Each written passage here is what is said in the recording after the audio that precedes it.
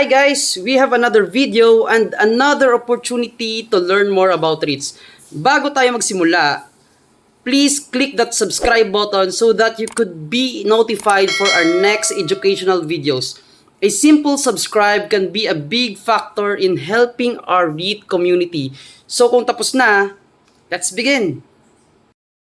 Our topic for today's video is how to pick the right REIT stocks. We will discuss the 6 best criteria to consider before buying your first REIT stock.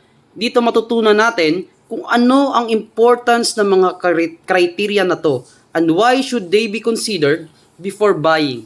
As investors, hindi lang dapat tayo bili ng bili based on the price of the REIT, but we want to know what is exactly happening to our REIT stock.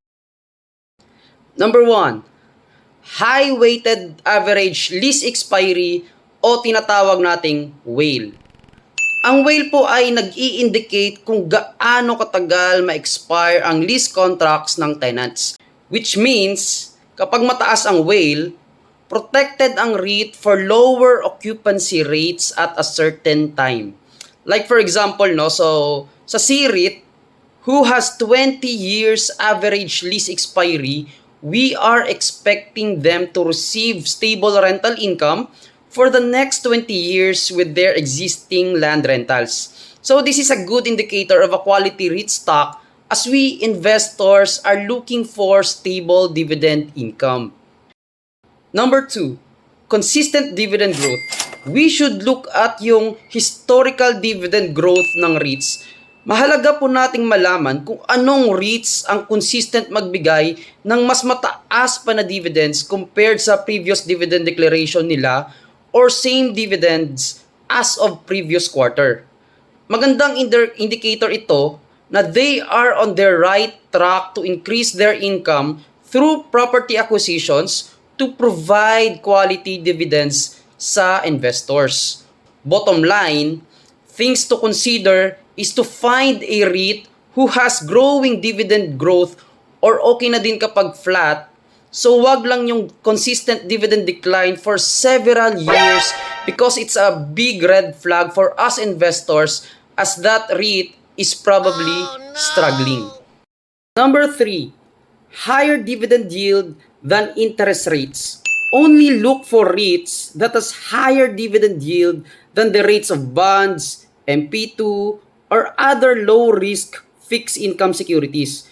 This criteria is medyo tricky as most investors just look at the dividend yield directly without checking the company's financial health.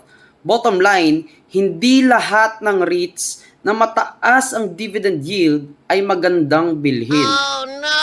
Only pick the quality REITs na merong good financial health as well as high dividend yield, and you have to be patient enough to watch this REIT always. Put it in your watch list, put some notifications, etc. etc. Kung ano man ang way para ma-inform kayo agad na this quality REIT just hit your desired dividend yield. Number 4, stable occupancy rates. Occupancy rates is a good indicator in picking the right REIT stock as it dictates the rental income of the REIT. The higher the occupancy rate, the higher the rental income. We want occupancy rates to be higher as much as possible.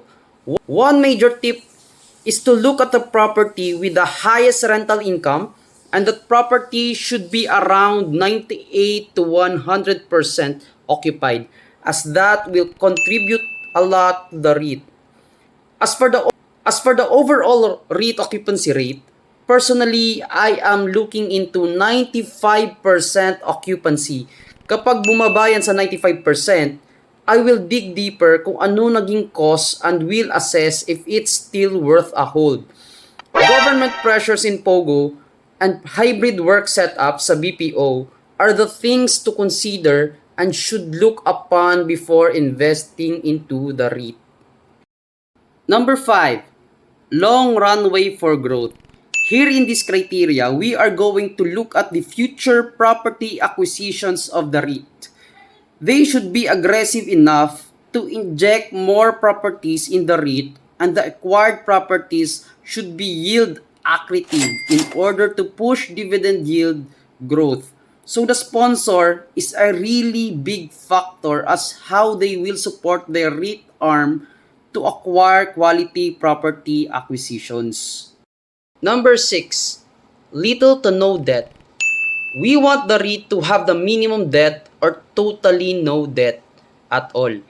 Debt are usually applied by the REITs to acquire rental properties. The key important note is that the property should have higher return than the interest of the debt to be paid. Though we want the property under loan to maximize its earning, like having stable whale and high occupancy rates, etc., to be able to cover interest payments. One more thing is, we don't want a REIT to apply for a debt to pay dividends to investors. This is a big red flag for investors as the REIT have to pay the debt plus interest without income to cover it. So for the summary guys, we want REITs to have, number 1, high weighted average lease expiry. Number 2, consistent dividend growth. Number 3, high dividend yield. Number 4, stable occupancy rates. Number 5, long runway for growth. Number 6, little to no debt.